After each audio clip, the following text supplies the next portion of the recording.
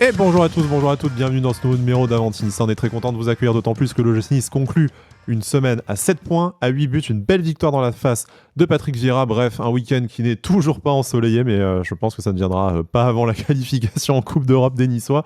Mais une victoire, un gym qui nous redonne envie de le voir, tout simplement, de le supporter, et puis qui est bien lancé, même si ce n'est pas encore fait mathématiquement, vers une qualification européenne. À partir de là, difficile de ne pas être content. Vous nous connaissez, et si vous écoutez l'émission, je pense que vous aimez bien aussi quand même qu'on remue parfois un peu la merde, et puis qu'on trouve toujours le petit truc à redire, mais de manière constructive, généralement. En tout cas, on va s'y atteler avec mes deux chroniqueurs du jour. J'ai le plaisir d'accueillir le titulaire indiscutable. Il vieillit, mais comme le bon vin et comme notre capitaine Dante, on a bien du mal à s'en passer. C'est Alric. Salut Alric, comment ça va? Salut Sky, salut à tous. J'ai pas encore 40 ans, donc respectez-moi. C'est vrai, c'est vrai. Écoute, une victoire dans un week-end un peu compliqué, donc c'est plutôt bien pour finir le week-end, pour attaquer une nouvelle semaine. Et puis en plus, il y a des buts. Il y a pas mal de choses positives à dire. On reviendra sur les éléments un peu plus négatifs, mais bon, content de pas faire trop la gueule aujourd'hui. Ouais, on va quand même essayer de se réjouir, hein, indépendamment de ce qui peut arriver autour du club et puis peut-être dans nos vies à chacun et à chacune. Bon, on est quand même dans une bonne dynamique sportive et puis on va en parler également avec Turkel. Turkel, bon retour dans l'émission surtout et puis bienvenue. Eh ben merci, salut Sky, salut Eric, salut tout le monde.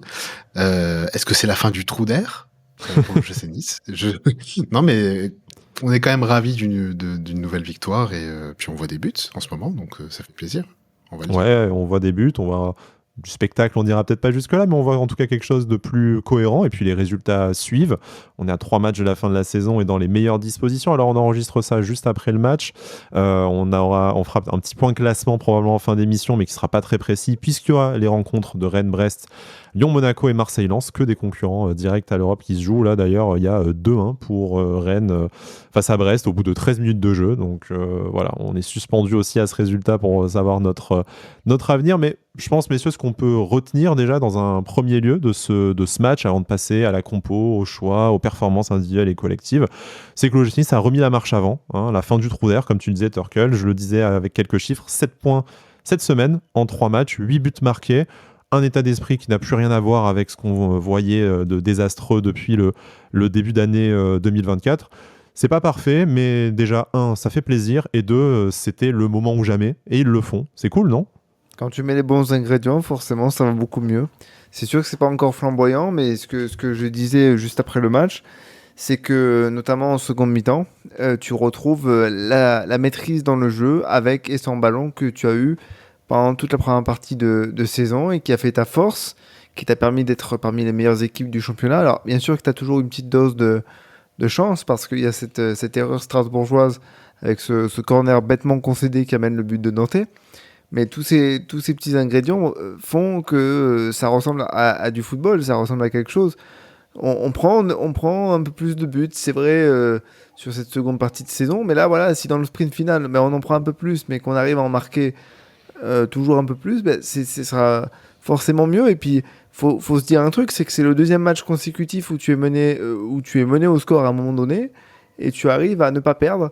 Donc c'est bien, c'est une bonne chose. En plus, là, on revient au score et on s'impose. Donc il y a peut-être du mieux et c'est le moment ou jamais, ouais. Ouais, 4 points pris après avoir été mené là en 2 matchs, sachant qu'on n'en avait pas fait sur les 30 premières journées. Exact. Donc c'était le moment ou jamais, effectivement. Turkel, sur l'état d'esprit affiché, alors le résultat, forcément, le valide, hein, et puis on parlera des performances de chacun et de cette course à l'Europe en toute fin d'émission, mais déjà là, en fait, on prend du plaisir à regarder l'OGC Nice, ou en tout cas, on n'a plus envie de se crever les yeux. C'est déjà, c'est déjà un bon début. Alors, du plaisir.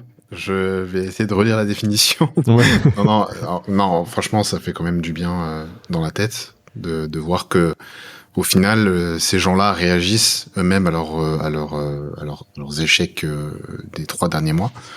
Et puis surtout, voilà, on retrouve un peu d'allant, un peu d'envergure, et on n'a plus ce sentiment de se dire, bah, je vais regarder un match de gym, on va voir si on perd ou si on fait match nul. Voilà. Il y a déjà ça. Tu dis peut-être que tu peux gagner sur. Alors peut-être. Alors peut-être sur un malentendu, on ne sait pas. Mais là, c'était pas un malentendu. Je trouve qu'on a fait quand même là dernièrement, les deuxièmes mi-temps sont vraiment de bonne qualité, toute proportion gardée par rapport à ce qu'on voit d'habitude. Et je trouve que nos premières mi-temps, qui sont maintenant dans l'ADN du club, sont toujours aussi affreuses à regarder. C'est vraiment un premier quart d'heure, en tout cas, très, très délicat, contrairement peut-être au match au Vélodrome, où le premier quart d'heure avait été bon avant de décliner. Mais on sent que, effectivement, comme tu le dis, dans le premier acte, c'est compliqué de se jauger, de se mettre en place. C'est une vieille Renault 5 au starter, quoi. Hein, c'est compliqué. Non, mais bon, voilà, ça fait quand même plaisir de se dire, bon, bah, on a peut-être un petit peu d'espoir en cette fin de saison. L'Europe est quasi Chat noir, arrête, ne finis pas cette phrase. Il n'y a pas de chat noir. Non, moi je le dis. C'est pas fini, mais je pense qu'on est dans de... On a notre destin entre nos pieds. Voilà. C'est déjà l'essentiel. Et on peut regarder les places européennes de manière optimiste. Je n'irai vraiment pas plus loin connaissant mon club. Et j'attendrai le coup de sifflet final face au Havre s'il y a éventuellement une victoire pour totalement me réjouir et peut-être m'enflammer sur un destin très. Je vais prendre une sauce. Oui, voilà, exactement. Souviens-toi de ce qu'a fait la dernière vidéo du club sur le sujet. Bref. Oui, c'est vrai. L'Europe se joue maintenant, souvenez-vous. Ah, l'Europe se joue maintenant, ça je m'en souviens. Elle s'est jouée maintenant avec 3 mois de décalage, malheureusement. Bref, voilà, restons sur le côté positif. Du coup, vraiment, je tenais, et je pense qu'on tenait collectivement à louer l'état d'esprit un peu retrouvé de cette équipe qui nous a sorti 3 matchs où les 270 minutes n'ont pas été parfaite non plus, mais bon, on n'en serait pas là après 31 journée si tout était parfait, mais en tout cas quelque chose de beaucoup plus respectable, cohérent, et de beaucoup plus en phase avec les ambitions de l'OGC Nice en fin de saison. Et c'est validé par les résultats. En plus, on est content et on a hâte de voir ces 3 dernières journées, et pas parce qu'on a hâte que la saison se termine et de partir en vacances, mais parce qu'on a hâte d'avoir l'issue qui s'annonce plus positive qu'il y a quelques semaines. Voilà, je n'irai pas plus loin dans mon optimisme, n'essayez pas de me faire dire ce que je n'ai pas dit. On va se concentrer sur le match maintenant à la Méno, si vous le voulez bien. Un terrain qui nous réussit pas trop historiquement, donc c'était d'autant plus difficile de gagner, d'autant plus important aussi que l'entraîneur adverse, Patrick Vieira, on le rappelle, nous a rendu de très très beaux services ces dernières semaines en battant nos concurrents à l'Europe. Donc c'est le moment de nous lâcher les points pour qu'ils soient plus utiles qu'en 2 saisons et demie sur le banc niçois. Donc merci Patoche, vrai frère. La composition d'équipe du gym concoctée par Francesco Farioli, notre entraîneur actuel, était la suivante. Marcin Bulka sans hésitation, même si je viens d'en faire une dans les buts. Un choix fort avec la titularisation de Pablo Rosario comme latéral droit. Le reste, Jean-Claire Todibo, Dante, Melvin Barset du classique. Au milieu de terrain, Hicham Boudaoui, le retour de Youssouf Ndachimiye, Kefren Turam, et devant Mohamed Ali Chaud, Jérémy Boga. Et en pointe, un autre choix fort avec la titularisation d'Evan Guessant. Messieurs, vous connaissez l'émission, vous connaissez la question de toute façon, c'est par rapport au choix, et notamment les 2 particuliers que j'ai cités, on va dire, avec un Lotomba et un Mendy sur le banc plutôt, et avec une préférence pour Pablo Rosario, et puis la non-titularisation d'un Terem Moffi auquel on a préféré Evan Guessant. Qu'est-ce que ça vous inspire ? Est-ce que c'est une logique sportive qui s'applique ? Est-ce que c'est de la gestion après une semaine à 3 matchs également? Comment est-ce que vous lisez ça? Et que ce soit tout de suite ou plus ou moins, peut-être davantage tout au long de l'émission, on verra si ces choix ont été particulièrement payants. Pour l'aspect offensif, je suis sûr qu'il a écouté Avantinissa la dernière émission. C'est obligé. Je pense qu'en fait, il y a quelqu'un au club qui est chargé de faire des fiches sur l'émission. Oui, c'est le cas, ça, mais... Et qui transmet à Francesco Farioli, tiens, écoute les 3 connards là qui font leur émission toutes les semaines, ils t'ont conseillé de faire ça. Ouais, bon, Alric, quand même. Non, mais je suis obligé de le dire parce que j'ai dit que je pense, je l'ai dit la semaine dernière, j'étais convaincu que aligner Boga, Guessant, Chaud, ça pouvait être intéressant parce que les 3 profils sont assez remuants. Contrairement à un Terem Moffi qui remue, je sais pas, le lopin de terre sur lequel il prend racine, mais non, c'était intéressant. Après, là où j'ai un peu plus de mal, c'est sa lubie, là, d'un seul coup, de mettre Rosario côté droit. Et j'ai pas compris. J'avoue que ça fait plusieurs semaines qu'a priori le Tomba, c'est un peu plus sur le banc, tout ça, ok, mais pourquoi Rosario alors que tu l'as titularisé quasiment à chaque fois là depuis plusieurs matchs en sentinelle. D'un seul coup, Et que tu c'était une mets- réussite en plus qu'on avait dit Et que c'était une réussite, dans voilà. l'émission que le retour de Pablo Rosario au milieu de terrain, ça avait apporté une certaine stabilité qu'on avait perdue dans les matchs Infamous à domicile, perdus face à des cadavres, tout ça. Complètement. Mm. Et puis, disparition de Morgan Sanson, retour de Boudaoui. Enfin, je comprends pas sa gestion d'effectifs. Alors, tu as joué 3 matchs en une semaine, ok, mais bon.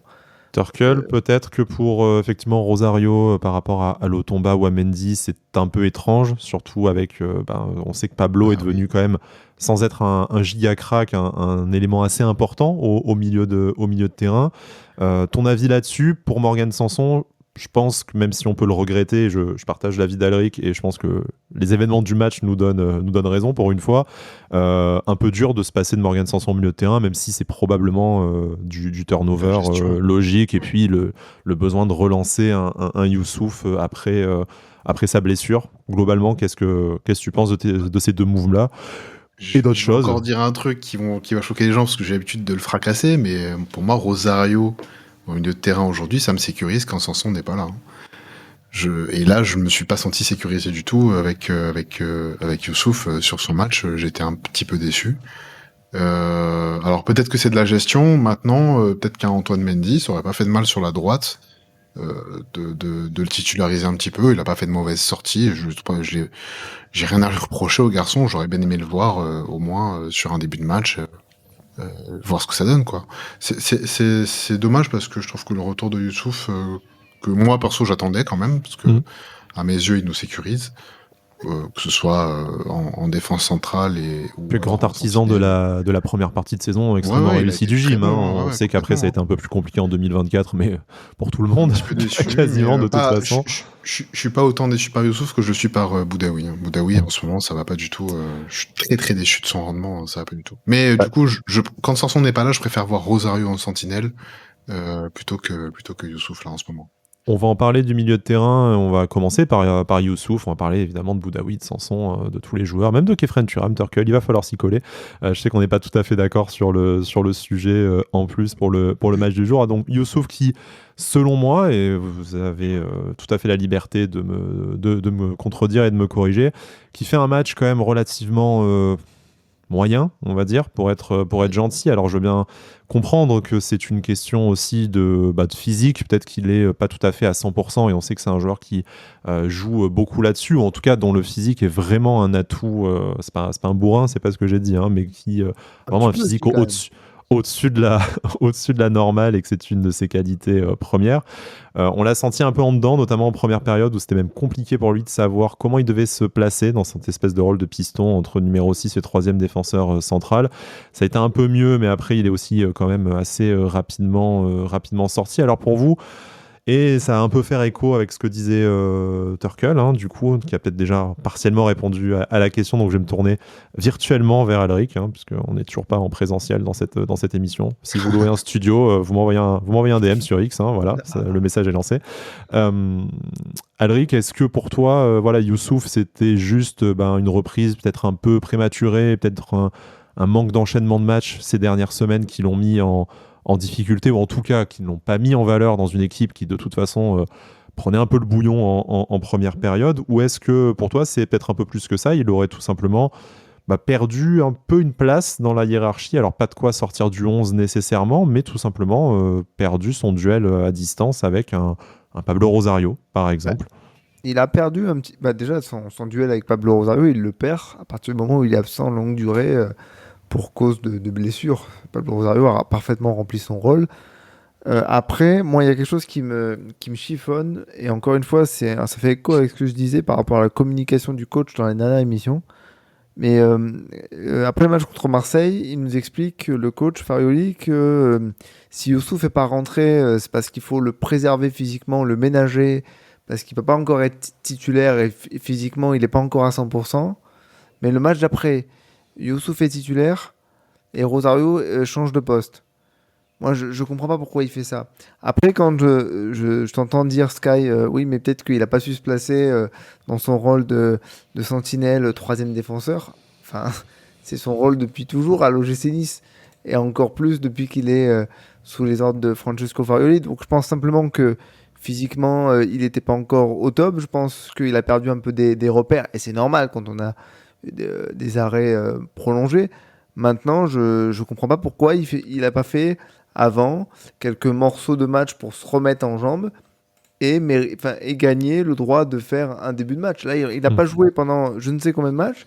Et d'un seul coup, pas de titulaire. Forcément, ça peut pas marcher. Forcément, ça peut pas marcher. Donc, un peu d'incohérence dans le discours de Francesco Farioli. Et ça s'est vu aujourd'hui avec la prestation plus que difficile de Youssouf. Ouais. Un joueur que j'ai trouvé un peu plus à son avantage, peut-être pas autant que sur ses dernières sorties, c'est un Kefren Turam qui, en tout cas, lui aussi a remis la marche avant et nous propose quelque chose qui est un peu plus en phase avec ses qualités et puis avec l'ambition personnelle également qu'il doit nourrir d'être au moins à une des 2 compétitions internationales avec les Bleus cet été, que ce soit l'Euro, ce qui me semble quand même largement improbable, les JO un peu plus sûr, mais quand même, on ne sait jamais. Un Kefren Turam qui, j'ai trouvé dans une première mi-temps où la défense et le milieu de terrain étaient globalement en difficulté. Je trouvais que c'était un peu... allez, on va pas parler de 4 fantastiques non plus devant, on en est loin, mais en tout cas un peu l'agitateur au milieu de terrain, le joueur par qui partait beaucoup d'actions et qui proposait des solutions à ses compères de l'attaque. Je rappelle Evan Guessant, Jérémy Boga et Mohamed Adicho sur cette rencontre. Alors oui, on attend toujours plus d'un Kefren Turam, naturellement. Il aurait pu être passeur décisif, il aurait dû, je sais pas. On en parlera quand on parlera de la performance d'Evan Guessant peut-être. Mais en tout cas, quelque chose pour suivre ses dernières sorties. Encore une fois, quelque chose de cohérent et de plus en rapport avec ce qu'on attend de Kefren Turam qui, je pense, participe plus ou moins directement à la bonne forme offensive, ou en tout cas à l'animation offensive un peu plus dynamique proposée par l'OGC Nice. Maintenant, Torkel, je sais qu'on ne partage pas entièrement cet avis. Pas entièrement. Alors oui, je suis d'accord avec toi sur le fait qu'il ait porté le milieu de terrain un petit peu tout seul en première mi-temps. Maintenant, je trouve qu'il perd trop de ballons. Moi, Alors, tu sais que moi, les pertes de balles, ça me tend. Hein. Je le dis avec toi. Si je le dis avec Rosario, faut que je le dise avec Kefren Turam. Hein, ça perd beaucoup trop de ballons. Et des ballons pas intelligents. Ça, tu les perds pas.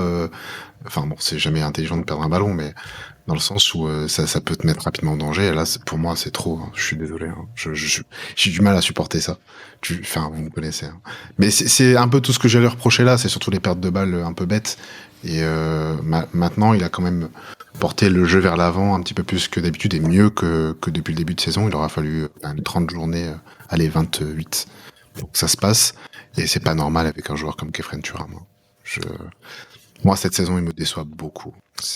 Disons que ça ne changera pas l'analyse sur son niveau toute la saison, bien entendu. C'est pas halte à je suis content la pour lui. culture de l'instant, mais au moins, il y a une chance qu'il parte, s'il part cet été, sur une note un peu plus positive. Voilà. C'est un peu ça qui m'énerve. Je trouve qu'il se réveille un peu tard et c'est dommage. C'est un gâchis, en fait. Je le dis, c'est un vrai gâchis ce joueur cette saison, c'est affreux. Mais bon, voilà, oui, grâce à lui sur ce match-là, il aurait pu avoir une passe décisive. Hein. D'ailleurs, tu m'as fait rire, j'ai failli pouffer de rire parce que je repense au message que je t'ai envoyé, justement, que je ne dirai pas à l'antenne. Non, il y a des enfants qui nous écoutent. Il y a des enfants. Donc voilà. Non, mais c'est dommage que ce soit pas bonifié par une passe décisive. Je suis d'accord. Maintenant, je trouve quand même que c'est un peu limité là cette saison. Et sur ce match, un petit peu également. Alric, on parlait du milieu de terrain, donc un Youssouf un peu en difficulté physique, un Kefren Turam dont on attend éternellement plus, mais qui au moins ressemble un peu plus à un joueur de foot et au joueur de foot qu'on sait qu'il est. Il y a un joueur dont on n'a pas parlé, peut-être parce qu'il n'y a pas grand-chose à dire, peut-être parce que j'aime pas en dire du mal aussi, mais ça c'est entre moi et moi-même et mon objectivité. Donc je t'en prie, fais-le pour moi. Je parle naturellement d'un Hicham Boudaoui qui a fait un match, je pense, aussi... je sais pas, aussi... pire que ça, je dirais... qui m'a fait autant souffrir que de voir sa coupe de cheveux. Je sais pas, vraiment... il se cherche autant sur le terrain que capillairement. Voilà, est-ce que c'est mieux?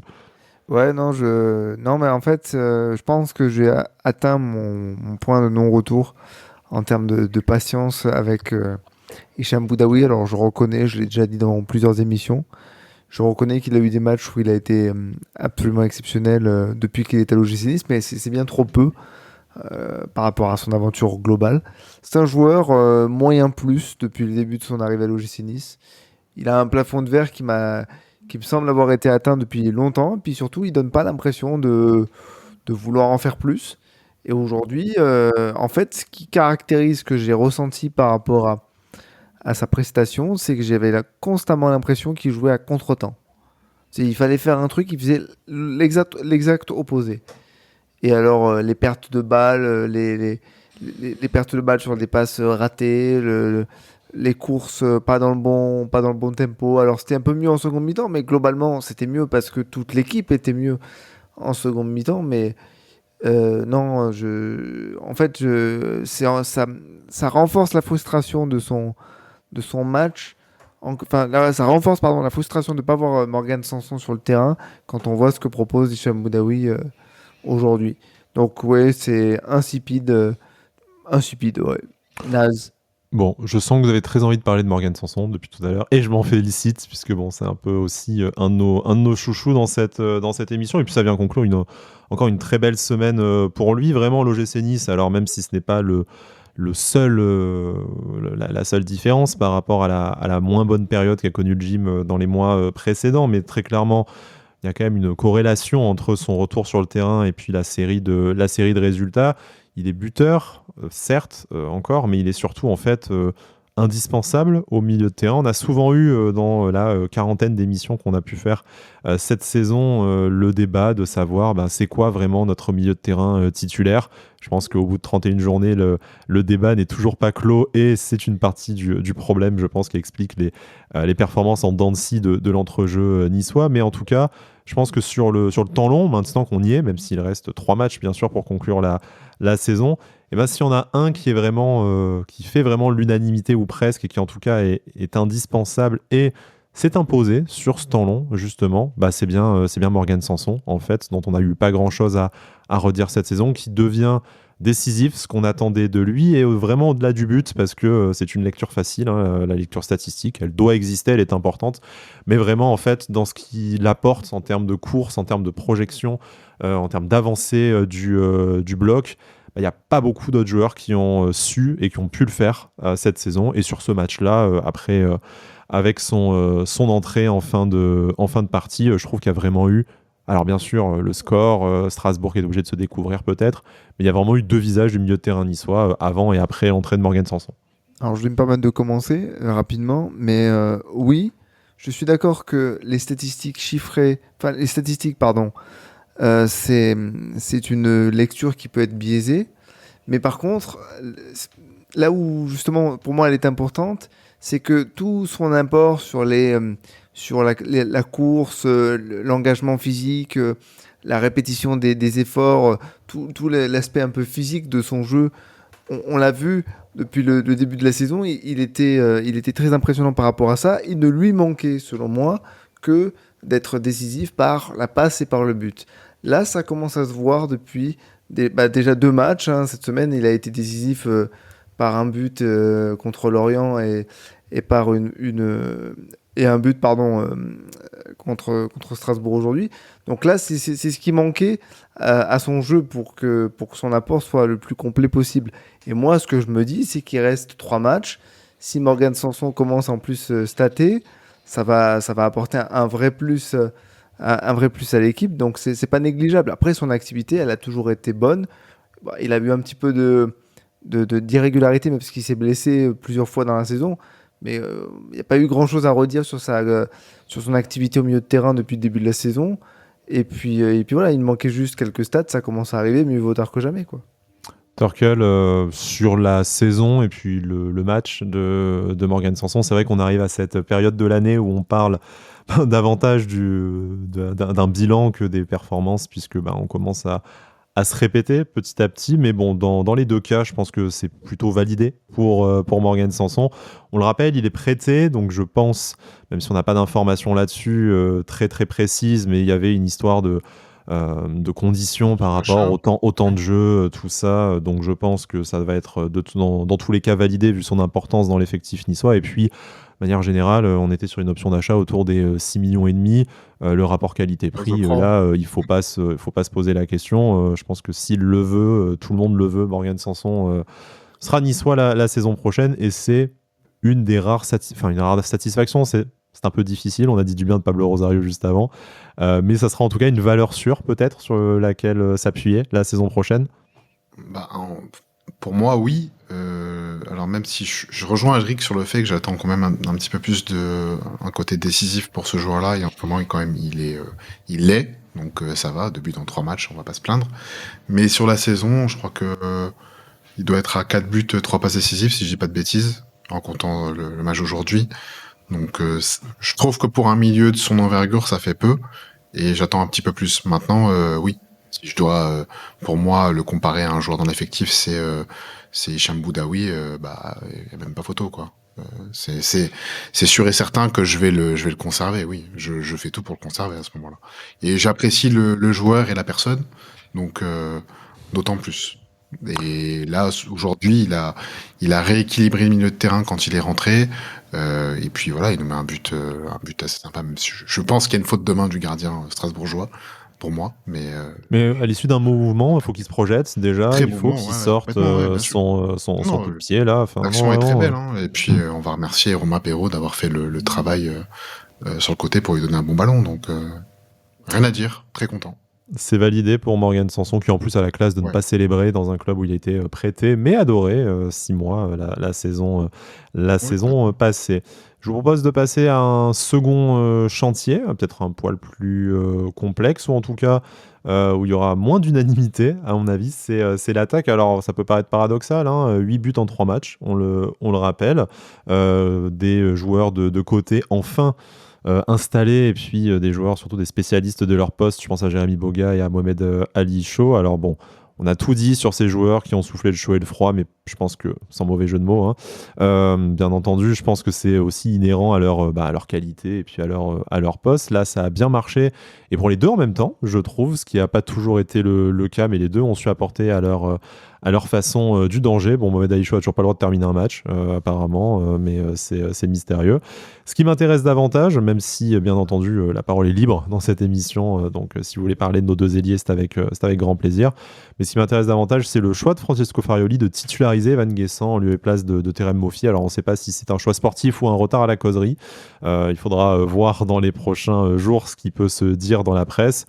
Même si, bon, les indiscrétions de la presse, hein, on l'a vu pour Youssouf notamment. Bref, qu'est-ce que vous pensez de la titularisation d'Evan Guessant, déjà en matière de choix, et puis sa performance, hein, deux belles occasions manquées, malheureusement, un penalty marqué en patron, et puis je trouve surtout une activité au sein du collectif niçois vraiment très intéressante. Mais ça n'est que mon avis. Il apporte tout ce que Mofi n'apporte pas. Voilà. Bon, c'est aussi mon avis, ça, mais vas-y. Non, mais on peut pas Je te laisse aller au front, je me cache derrière. Hein, non, mais on peut pas développer plus que ça. Il apporte tout ce que Mofi n'apporte pas. Donc sportivement, c'est le meilleur choix. Alors peut-être qu'il a des soucis enfin, c'est pas peut-être d'ailleurs, il a des soucis dans la finition. Parce que je suis désolé, la première action qu'il joue tout seul, enfin, c'est assassin de pas faire la passe à son coéquipier qui est absolument tout seul, qui a juste à pousser le ballon dans le but vide. Peut-être qu'il s'est dit, vu qu'il l'a raté à Reims, peut-être que là, il aurait pas pu le mettre non plus. Et la deuxième action, c'est pareil. Il fait le plus dur en se débarrassant de un joueur et demi, voire deux, et il tire à côté. À ce moment-là, je me suis dit, ouais, ça va être compliqué. Après, voilà, il a pris ses responsabilités, il a marqué un penalty. Dans son activité, il est toujours important. Moi, je n'aime pas trop parfois parce que il y a un truc qui m'énerve un peu dans son jeu, c'est qu'il décroche beaucoup, ce qui fait que quand il faut être au point de chute de centre dans la surface, qui ont été plutôt corrects en plus aujourd'hui, il n'est pas toujours là. Mais sinon, globalement, oui, il est remuant, il joue sur les côtés, il décroche beaucoup, il se propose, il a une très bonne conservation de balles et de haut but, c'est intéressant. Dans la finition, c'est un peu encore à perfectionner, mais il fait un bon match et c'est logique de le voir titulaire. Je pense qu'à un moment donné, c'était aussi le respecter par rapport à ses performances que de le mettre titulaire aujourd'hui. Torkel, sur la titularisation d'Evan Guessant d'abord, et puis sur la dynamique offensive globalement retrouvée ces derniers matchs du côté de l'OGC Nice.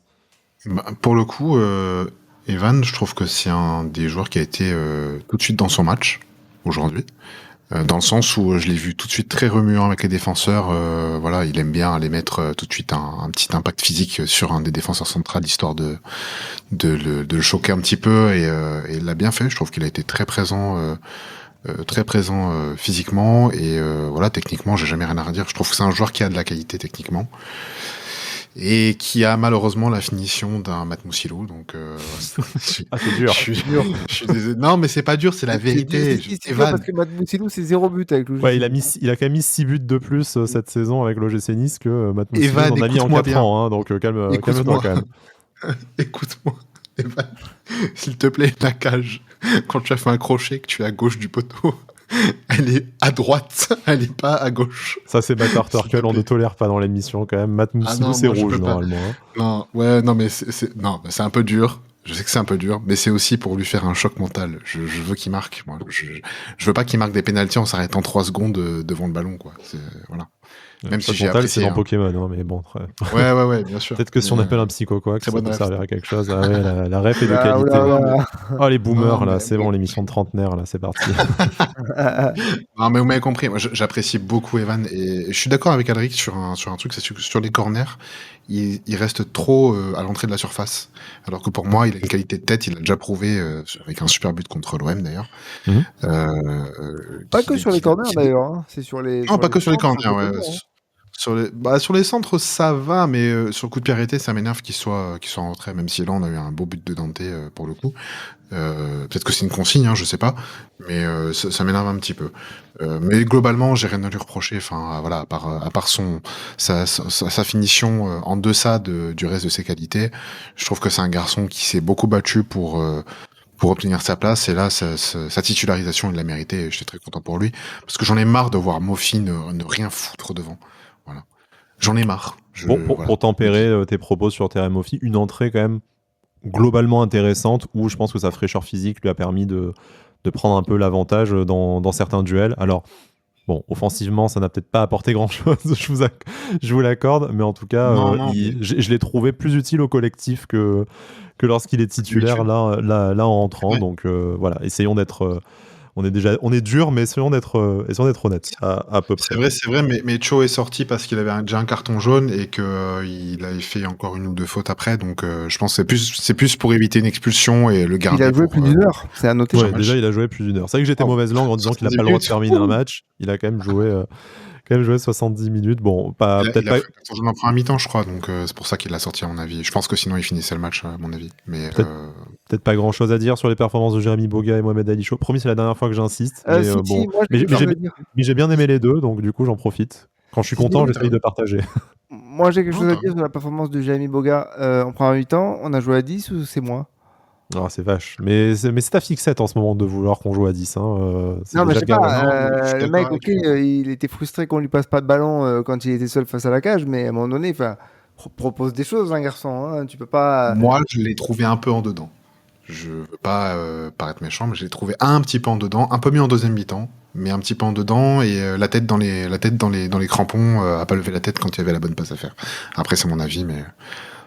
Après, Mohamed Ali Chaud, c'est très cohérent ce qu'il fait match après match. J'aime beaucoup ce joueur. On voit de par sa jeunesse un peu les domaines dans lesquels il doit s'améliorer, parce qu'il pêche encore un peu, mais il est hyper remuant et depuis son arrivée, rares sont les fois où on a dit qu'il avait été en dedans, qu'on l'avait pas vu. Non, il est toujours très très remuant. Et en plus, aujourd'hui, je trouve qu'on l'a bien trouvé dans le bon tempo. Il a su faire des différences. Bon, par moment, les passes, la dernière passe, elle pêchait un petit peu, mais je pense qu'il est sur le bon chemin. Il sait maintenant en plus qu'il est inscrit dans un projet dans lequel on compte sur lui. Donc, il n'y a que du bon à en tirer, je pense, de ce joueur à l'avenir. Oui, on a hâte de voir la suite, en tout cas avec Mohamed Ali Chaud, qui s'est imposé assez rapidement. Hein. Bon, tout n'a pas été bon, mais c'est un jeune joueur, il vient d'arriver. Il est arrivé dans une situation extrêmement compliquée, et là, on sent qu'il commence à s'épanouir petit à petit, et ça fait plaisir. Ça n'augure que du bon pour la saison prochaine, et puis pour les 3 derniers matchs aussi. On a besoin d'un Mohamed Ali Chaud en forme pour aller chercher une qualification européenne, quelle qu'elle soit. On en parlera dans quelques instants. Un dernier sujet avant l'Europe, c'est un sujet moitié du match et moitié actu, puisqu'on parlait de notre capitaine, de Dante, qui est buteur sur un corner tiré par Jamie Boga, si je dis pas de bêtises, et dont la presse nous apprenait que la prolongation pour une saison supplémentaire jusqu'en 2025 était en vue, si ce n'était pas fait, mais en tout cas quasiment, et il n'y a pas de raison que ça ne signe pas, c'est la volonté commune de tous les partis, avec une reconversion dans le le club. Voilà, ça sera déterminé à l'issue de la saison prochaine, du coup 2024-2025. Alors déjà, sur cette rencontre-là, on a une première mi-temps extrêmement compliquée, mais pour toute la défense. Une deuxième période où ça a été beaucoup mieux et où, en plus, il est buteur. Ça fait particulièrement plaisir quand le Capi marque. Ça sera peut-être d'ailleurs l'un de ses derniers buts sous nos couleurs. Maintenant, vous le voyez venir, le débat sur la prolongation. Est-ce que c'est une bonne chose ? Et surtout, est-ce qu'en fait, ces dernières semaines, on ne s'est pas trompé de débat ? Et par on, j'inclus tout le monde et je nous inclus volontiers. La question n'étant pas tellement le niveau de Dante, qui a été quand même, encore une fois, extrêmement bon et précieux sur la moyenne de la saison en cours, mais plutôt de son rôle. En réalité, est-ce que c'est pas important de lui apporter un peu plus de concurrence pour préparer l'avenir? Est-ce que c'est possible avec un départ de Jean-Claire Todibo qui va certainement arriver cet été? Donc peut-on changer la charnière centrale tout d'un coup?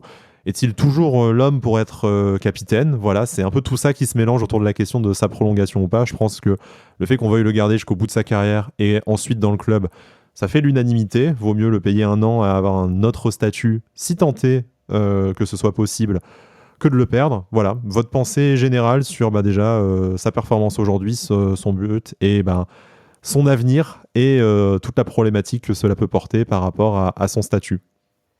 Alors, c'est dur comme question. Et oui, je pose des bonnes questions des fois, ça arrive dans cette Vas-y, émission. Turkel, je te laisse commencer. Ils veulent pas. Non, vas-y, Turkel. Non, vas-y, Alric. Moi, vas-y.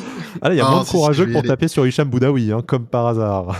Moi, je me sens visé là d'un seul coup. T'as un problème avec moi? Attends, on va discuter. Allez, je désigne. Turkel, je t'en prie. Moi, je veux qu'il reste. J'ai pas de problème avec sa prolongation. Moi, le vrai problème et le vrai chantier qu'il y a, c'est la transmission du brassard. Pour l'instant, je vois personne à qui le donner parce que dans ma tête, les joueurs à qui je le donnerais, ils vont partir. Et je pense à Todibo ou je pense à peut-être Thuram, même si je lui confierais pas le brassard, ça c'est mon avis. Il y aurait peut-être Morgan Sanson qui le prendrait et en fait j'ai l'impression qu'il y aura, enfin ça me fait un peu peur en même temps la fin de sa carrière à Dante parce que j'ai l'impression qu'on n'a pas du tout anticipé ce départ-là et la preuve, qui on met en défense centrale si Todibo et Dante ne sont plus là, quoi. On a personne. Et on a préparé personne. Sachant que le style de jeu de Farioli, c'est quand même un style bien particulier, notamment pour les défenses. Moi, j'avoue que ça me fait flipper. Donc, je suis bien content si on le re-signe et s'il reste 1 an de plus pour continuer à essayer de transmettre et apporter ce brassard qu'il porte si bien depuis déjà de longues années. Donc, voilà. On espère qu'il reste et que ça va bien se passer. Il est peu probable qu'il parte et qu'il trouve un autre contrat à part chez nous, donc je me fais pas trop de soucis là-dessus, mais je pense que c'est une alerte aussi pour anticiper la saison 2025-2026 avec une défense centrale remaniée totalement, et puis advienne que pourra. J'espère que ce sera une belle dernière saison pour lui. Une dernière saison, mais une dernière saison avec un rôle important, le brassard, et puis un vrai rôle sportif dans la charnière centrale de l'OGC Nice pour Dante, d'après les vœux de Turkel. Alric, de ton côté, la prolongation, je pense, comme je le disais, oui, personne n'a envie de le voir partir ailleurs à 1 an de sa retraite probable, et on a envie de le conserver dans l'organigramme, l'environnement du club, quel que soit son futur rôle. Maintenant, la question se pose davantage sur son rôle sur le terrain. Est-ce qu'on peut encore se permettre de partir avec lui en tant que titulaire indiscutable? Est-ce qu'on doit réfléchir déjà à la suite, notamment avec la probable perte, comme je le disais, comme Turkel le rappelait, de Jean-Claire Todibo? Et puis la question du brassard, c'est vrai qu'il n'y a pas énormément de candidats qui se sont affirmé dans l'effectif de l'OGC Nice cette saison comme susceptible de lui prendre ce brassard-là. Et pour les rares candidats qu'on aurait pu envisager, se pose également la question du départ. Du coup, capitaine par défaut, capitaine par statut, par ancienneté ou capitaine légitime. Et après, quid en fonction de son déclassement sur le terrain, de la capacité qu'il aurait de garder ce brassard. Alors, je vais pas répéter tout ce qu'a dit Torkel, je suis absolument d'accord avec tout. Moi, il y a deux, trois trucs qui me viennent en plus. C'est que déjà, en premier temps, je suis un peu maniaque des chiffres. Donc, moi, l'idée qu'il passe la barre des 300 matchs disputés sous le maillot de l'OGC Nice, bah, c'était un objectif que j'avais envie de le voir accomplir. Il en est très proche. Il le fera au cours de la saison prochaine, donc c'est une très belle chose. Ensuite, le fait qu'il arrête sa carrière à l'issue de la saison 2024-2025, c'était quelque chose qu'il avait évoqué pour la première fois d'ailleurs, en première partie de saison. Je crois dans une interview croisée entre lui et Jean-Claire Todibo, qui avait été diffusée sur Amazon Prime. Je crois que c'est la première fois où il dit peut-être que je m'arrêterai en juin 2025. Ça laissait augurer la possibilité qu'il fasse encore une saison. Et pour répondre à la question du capitaine, il y a un nom qui n'a pas été cité. Pourtant, ça me paraît pas incohérent, surtout qu'en plus, il a un caractère un peu de bulldog quand il veut. Choisis bien tes prochains mots. Je trouve pas ça déconnant. Rosario, par exemple, je trouve pas ça déconnant. Je sais pas ce que vous en pensez, mais, Aïe. Chute à l'avant du peloton. Je savais qu'il allait dire ça. J'ai un micro-espoir qui me dise Melvin Barr, mais non, la catastrophe est arrivée. Tu vois. Non, pour le coup, c'est pas. Je trouve pas ça déconnant. Il l'a porté, hein, le brassard cette saison, en plus, je crois, une ou deux fois. Puis au PSV, hein, là on le recrute, il est capitaine. Voilà. Après, se pose la question du fait qu'il soit indiscutable sportivement et titulaire à chaque match. Mais peut-être que ça va être une vraie question, parce que je suis désolé, mais ces derniers matchs, sa saison globalement elle est correcte. Et Très puis, correcte, oui. avec l'absence prolongée de Youssouf, il a montré de très bonnes choses. Donc peut-être que lui confier le brassard, c'est lui dire l'année prochaine, tu vas devenir indiscutable. Et lui, peut-être que ça lui permettra de se mettre dans les meilleures dispositions. Je dis pas que c'est la solution. Je dis que c'est une solution qui me paraît pas incohérente. Très bien. On verra. Torkel, ne t'étouffe pas. Tout va bien. Il a pas tort, mais j'ai un courant froid qui me traverse quand je. En fait, on n'a pas envie de dire que c'est une connerie parce que c'est bien argumenté et qu'on voit la logique. C'est pas une connerie. Très clairement, la température de la pièce où je suis, c'est pas dit instantanément. Ok, donc maintenant c'est Sky qui va répondre à la question parce qu'à chaque fois c'est lui qui les pose, mais il répond pas aux questions. Mon secret est découvert. Maintenant, les gens savent que j'anime des émissions pour éviter de dire plus de conneries que j'en dis déjà. Merde.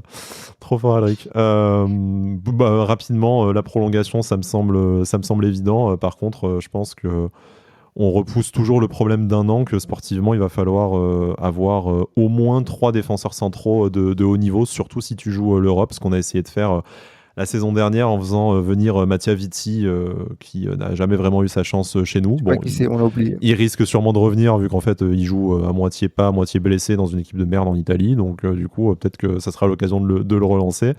Mais il y a un vrai casse-tête. Il y a un vrai casse-tête sportif sur l'avenir de notre charnière centrale. Après, en fonction du délai et du montant de la vente de Jean-Claire Todibo, ça peut aussi t'aider à te renforcer à grands frais pour plusieurs années. Donc, on espère que ça se fera rapidement et pour de la grosse moula. Voilà. Et le capitaine, attends. Ah, capitaine, je sais pas, moi je vais te dire un truc absolument pas objectif, genre Marcin Bulka s'il ne part pas, ce qui malheureusement a des chances d'être dans les tuyaux, Melvin Barr pour la même raison. Et sinon, on est dans la Hesse. Qu'est-ce que tu veux que je te dise ? Je vous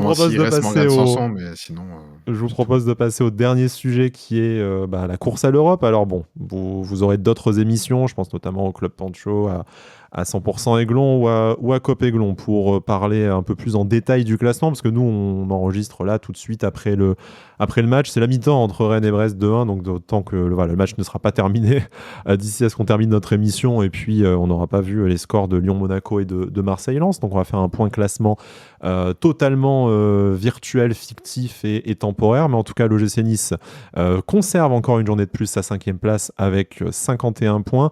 Pour l'instant, nous reviendrions à 2 points du 4e, Brest, 53 points si la victoire rennaise se confirmait. Dans ce cas-là, on serait 6 points devant le Stade Rennais qui, pour l'instant, occupe le premier slot non européen.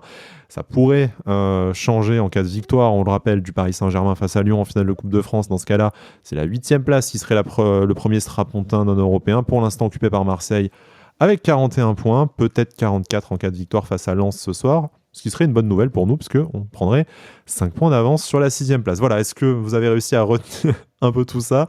Ce qu'il faut, Souhaiter en tout cas, une victoire de comprendre... Marseille, c'est moche quand même. Non, on n'ira pas jusque-là, faut pas déconner non plus.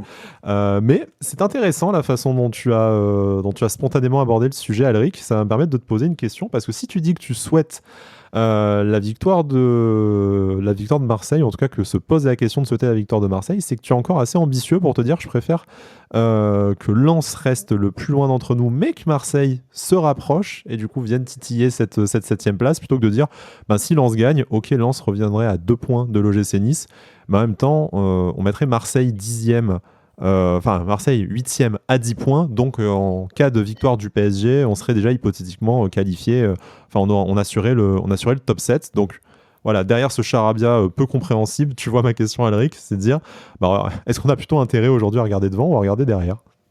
Tu regardes devant, parce qu'en fait, je vais simplifier la réflexion. C'est à toi de te créer ta possibilité de te qualifier en Europe. Tu as encore un match à domicile contre le Havre. On part du principe que le match contre le PSG, c'est un match un peu bonus, dans le sens où le PSG sera certainement champion à ce moment-là, aura probablement une finale de Champions League à négocier. En tout cas, on le leur souhaite, évidemment. En tout cas, on le souhaite pour le football français, en tout cas. Non, on le souhaite pour le Paris Saint-Germain, parce qu'on souhaite que l'autre club français, lui, se fasse rétamer en demi-finale. Oui, voilà, faut pas déconner non plus.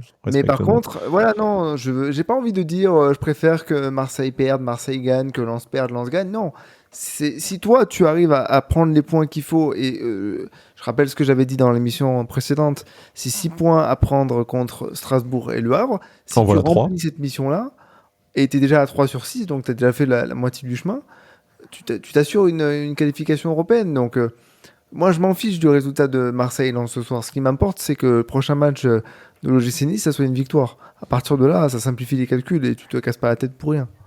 Alric le rappelle très justement, Turkel, on a notre destin entre nos pieds. On a ce match, alors on va pas dire abordable, Le Havre sort d'une belle performance au Parc et joue sa survie de toute façon, donc il faudra mettre les ingrédients qu'on a pu mettre face à un club comme Lorient, plutôt que ceux qu'on avait mis face à Nantes et à Montpellier, pour s'assurer ce strapontin européen, quel qu'il soit. Mais la question que je lui posais aussi un peu peut-être en creux, alors bien sûr c'est conditionné au résultat que l'on aura sur cette fin de journée de dimanche, mais oui, l'OGC Nice, en fait, comme le dit Alric, ne doit regarder que ses propres résultats, parce que si tu gagnes tous tes matchs d'ici la fin de la saison, t'as pas à te poser la question des résultats des autres, d'accord. Mais en fait, pour toi, quelles ambitions peut-on légitimement nourrir? Cette 5e place, elle est conservée, même si elle n'est pas assurée. Si c'est Marseille qui l'emporte ce soir, nous pourrions toutefois avoir quand même 5 points d'avance sur le 6e à 3 matchs de la fin. Du coup, sans que ce soit faisable, ça sentirait très très bon pour le top 5. Mais spontanément, vous voyez, je regarde derrière, ça c'est quand tu as appris à aimer l'OGC Nice qui était 17e de Ligue 1. Tu as forcément le réflexe de regarder derrière et de faire tes comptes d'apothicaire jusqu'à la dernière journée. Mais en fait, ce qu'on oublie, c'est de regarder devant. Là, pour l'instant, on le dit, on revient à 2 points de Brest, ça sera peut-être 3. On n'est jamais au pire qu'à 4 points de Lille, 3e qu'on affronte en plus à la dernière journée. Donc en fait, il y a une vraie chance, même si les résultats sur toute l'année 2024 nous ont pas poussé à l'optimisme.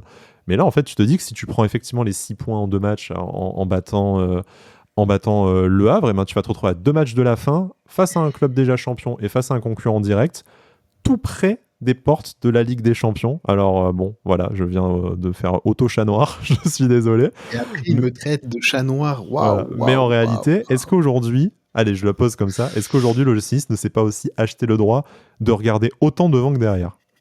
Tant que c'est possible, on a toujours le droit. Moi, je vais y croire jusqu'au bout, en fait. J'ai cru jusqu'au bout, jusqu'à bas, j'ai été déçu. Je vais y croire jusqu'au bout. Il y a déçu, comme d'habitude. Non, mais on a le droit. On a le droit. Franchement, on est dans une position qui est quand même favorable.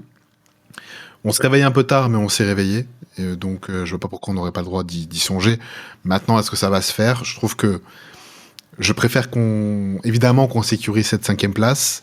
Mais bon, écoute, si on finit 4e, je vais pas me plaindre. Hein. 4e, bon, 3e, c'est ambitieux quand même. Mais 4e, je vais pas me plaindre, même si je trouve que Brest mérite tout autant que nous cette place-là, voire même plus, la 3e place. compte tenu de sa Ouais, régularité. voilà. Oui, franchement, la régularité de Brest, c'est vraiment impressionnant et je serais content pour eux si ça leur arrive, mais je serais encore plus content pour nous si ça nous arrive. Donc voilà.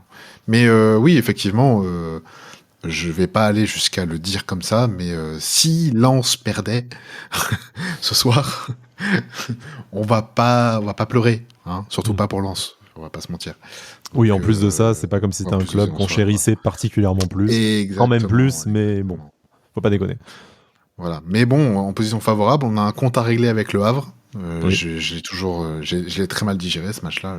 Même s'il y a beaucoup d'anciens niçois de naissance dans ce club, ma foi, fort sympathique. Mais il y a un match aller quand même à solder. Allez, on va se mouiller un peu au jeu. Et pas des pronostics parce que c'est casse-gueule. Et puis Torkel étant un chat noir, on va éviter de faire ça. Mais pour vous aujourd'hui, à 3 journées de la fin, sans parler du résultat des 2 matchs et demi qu'il reste à jouer sur cette journée, dans quelle zone du classement l'OGC Nice doit impérativement terminer sans que pour vous cela ait un goût d'échec? Est-ce que c'est sur le podium? Est-ce que c'est la 4e ou la 5e place? Est-ce que la 6e serait encore acceptable? Je vous pose pas la question de la 7e, je connais la réponse d'Alric, mais voilà, pour vous aujourd'hui, qu'est-ce que ça doit être quelle doit être la place en fin de saison minimale de l'OGC Nice? 5e. 5e, une Coupe d'Europe, une Europa League. C'est une coupe, on va dire, qui permettrait d'avoir de se créer un parcours, une aventure, quelque chose qui nous manque qui nous manque. Si on accepte le parcours de l'année dernière en Conference League, moi, l'Europa League, j'aimerais bien parce que c'est une Coupe d'Europe qui résonne. On y a fait un parcours qui était plutôt pas mal à l'époque de Lucien Favre, même si l'élimination piteuse contre le Locomotive, je l'ai encore en travers plusieurs années après. Un des nombreux scénarios cruels pour l'OGC Nice. On aime ça, hein. On aime ça.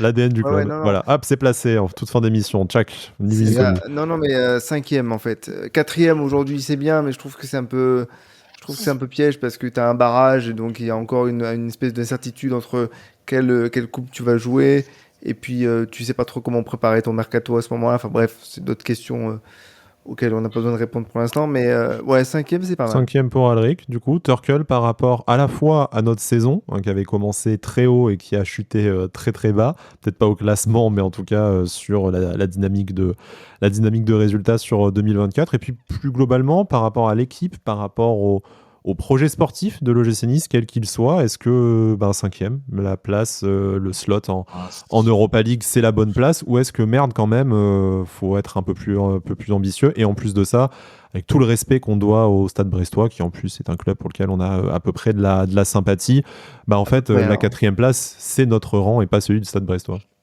Bien plus que pour le FC Nantes ou le Stade Rennais. Oula, allez hop là, bim. Non, 4e, ce serait pas injuste. 5e, ce serait la bonne place. Je suis d'accord. Mais 4e, ce serait pas injuste. Je pense que, vu notre trou d'air début 2024, 3e, ce serait ambitieux, et j'ai peur de ce qu'on verrait en Ligue des Champions. Très honnêtement, je vais pas vous mentir. Ouais. Je trouve que 4e, 5e, ce serait bien. Après, et une place en Europa League, quoi. Oui, pardon, excuse-moi. Après, ça reste une déception.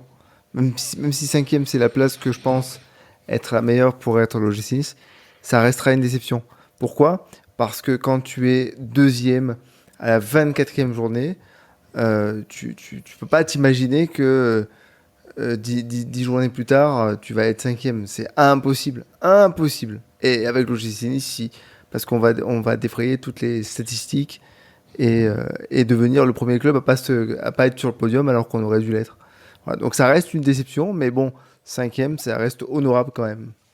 Honorable par rapport, on le disait, au projet sportif, à ce qu'on pouvait voir avant le début de la saison, à une magnifique saison de transition avec un entraîneur sur lequel on fera probablement un débat alors que le Stade brestois égalise. Voilà, c'était bien de discuter de tout ça et de voir le score changer juste au moment de conclure, mais bon, c'est pas grave. Le match est encore long, nous verrons bien. Mais Ouais. voilà, en tout cas, je pense qu'on peut résumer ça par l'OGC Nice a son destin entre ses pieds. Il a repris la marche en avant et puis volonté de faire quelque chose de ce destin, en tout cas d'en faire un destin européen sur la semaine qui vient de se terminer. Une semaine à 7 points, on le rappelle, qui a totalement changé les ambitions de fin de saison. L'Europe, c'était nécessaire, mais aujourd'hui, on y croit un peu plus. Certains en sont même déjà convaincus. Allez, vous nous pardonnerez, hein, nous on va attendre une victoire tout en maîtrise face au Havre avant de célébrer ça. Alric Turkel, merci beaucoup de m'avoir tenu compagnie dans cette émission, de vos analyses toujours très pertinentes, de votre bonne humeur, de votre humour, tout ça. Voilà, on est très content. On se retrouve pas tout de suite, puisque match décalé, encore une fois. Hein, l'OGC Nice, c'est un peu la serpillière du classement du calendrier de la LFP.